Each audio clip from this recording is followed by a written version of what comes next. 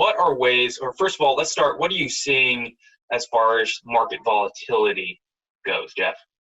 Yeah, so again, we talk about the early spike and then a decline, and we've seen it been relatively flat. And, you know, depending on your projection, I mean, I think most people are now realizing that this isn't going to be a V-shaped return where all of a sudden there's this big demand. It might be more of a slow increased demand, and we're seeing that as states start opening up. So volatility is still there. Some of these lane imbalances are there, but it's definitely not to the extent we saw just a few weeks ago.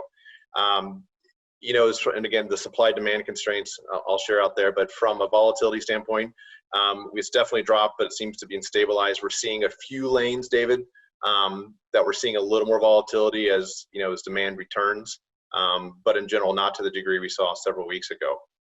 Yeah, so unpredictable truckload lanes, right? Would that be a correct categorization? Yes, and I think, you know, if you look at the last 3 years, this has been a pretty interesting truckload environment, just, you know, supply chain environment in general, just the volatility we've seen. And it's almost becoming a normal, so to speak. And it's knowing, like, how do you react when that volatility happens? And I think it goes back to what your overall transportation strategy is.